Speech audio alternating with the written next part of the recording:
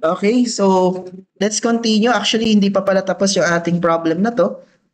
Kasi we have to answer, we're done with the combined shear and torsion. We need to answer also the additional longitudinal reinforcement due to the torsion. So ito yung na-add sa AS natin siya, AS prime.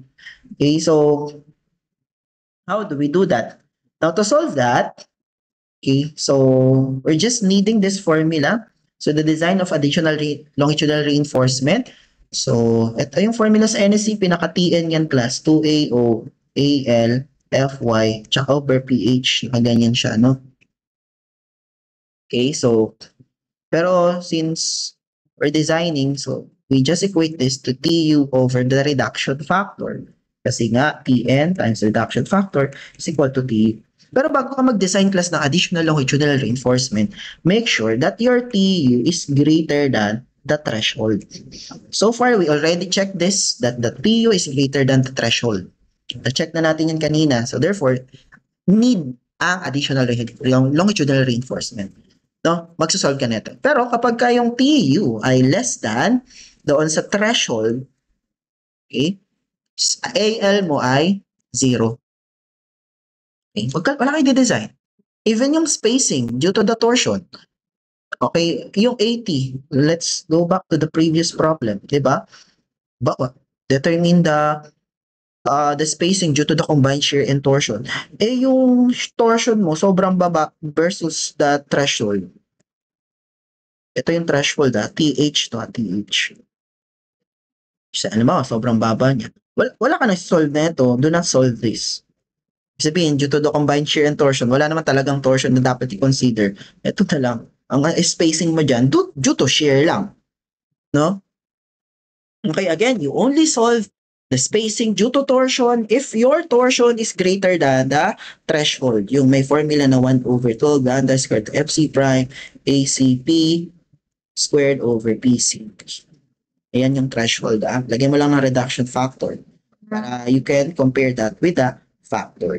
So anyway, we'll now design the longitudinal reinforcement. This is your formula for that. We need to solve the AL naman. Not the AT, but AL. Okay. So substitute natin, TU is 40. Okay, 40 kilonewton meter. We multiply this to times 10 raised to 6.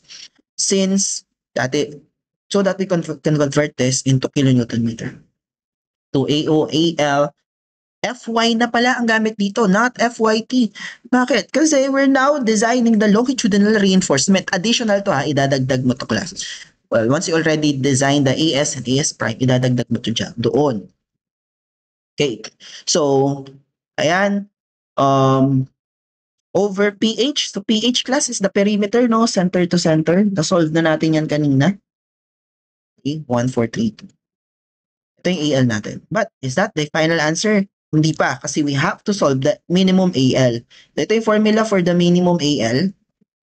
0.42 square root of FC prime ACP over FY. Nandito yan sa code, guys. Yung minimum AL. Ito po. If the torsional reinforcement is required or yung TU is greater than the threshold, okay, minimum reinforcement shall be the lesser of. So, mamimili tayo ng mas maliit dyan, class. Lesser of. Okay. So, AL shall be the lesser. Okay, so ito yung formula natin. Just substitute 80 over S Nasunod na natin yung kanina. Okay.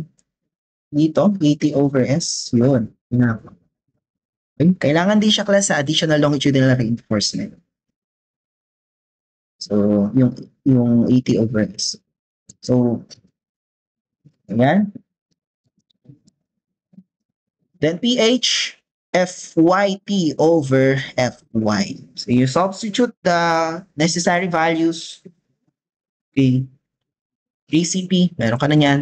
Perimeter area yan ng concrete. Okay. PH perimeter. Perimeter lang. Perimeter ng center to center. Okay, not the concrete but center to center.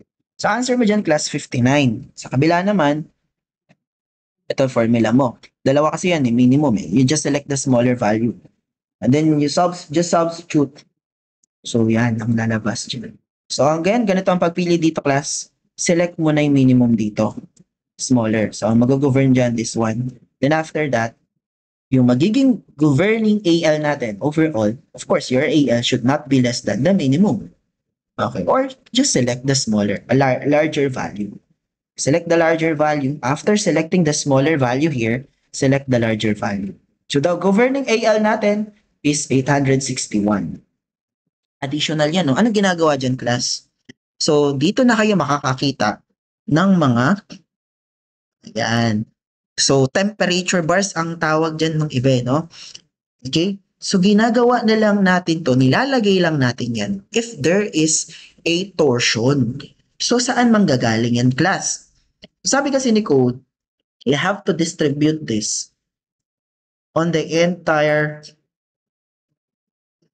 If torsional reinforcement is required, longitudinal shall be distributed around the perimeter of the closed stirrups that satisfy this section, or hoops with spacing not greater than 300 mm. The longitudinal reinforcement shall be inside the stirrups, and at least one longitudinal bar or tendon shall be placed on each corner. So far naman, meron na tayong meron na dyan corner, no? So, usually ang ginagawa dito sa 861, dinidivide yan into 3. Lagay mo yung additional doon sa top, then dito sa bottom, and then yung natitira dito area. Halimbawa, okay. Halimbawa, so that is 861. So, you divide this by 3. Okay, para just for you to imagine kung paano ginagawa. Yun, no? Halimbawa, 861, divide mo by 3. May tira kang 287. Yung 287 na yan, class, yung 287, dadagdag mo siya sa ES. Diba, may ES ka na na-solve from the design of singly or doubly. So, i-plus mo pa dyan yung 287. Diba, may ES prime ka na rin. Kung singly lang, may minimum of 2 bars ka, mag-plus 287 ka pa. So, ngayon, magte-temperature bar ka na. So, yung 287 na yun yung magiging temperature bar natin. ES 10. Parang yun yung temp natin, temperature bar or additional reinforcement. So ngayon, ano, diameter. Usually, maliit lang na diameter ginagamit dyan, class. 10 mm. So tingnan natin sa 10 mm. Usually, iba yung diameter niya versus the main bars. So 287, pwede na ba yun? So 10 squared, divide natin by the area of the individual bar. Over 4. Okay, 3 pieces. Okay, so 4, no? 4 ang lalabas dyan. 287. Kung gagamit tayo ng 10 mm, gawin, tawag 10 mm. Gawin na lang natin para tag-isa lang. Okay, so 12 pala, sorry, minimum pa lang 12. Pag 12, 3 pieces. So, hindi naman pwede kasi hindi siya mag-even, no? So, minimum of 12, no? For main bars. Or, the longitudinal bars rather. So, gawin natin 16. Dapat at least dalawa lang. Yun, pwede ng 16 mm. So, maglagay ka dito, tag-isa dito, tag-isa. Okay, 16 mm. That is your temperature bar. Or, not literally temperature, additional longitudinal bars due to torsion. So, saan ba natin siya nakikita yung mga ganitong beam na may additional longitudinal bars? Doon sa mga edge beams.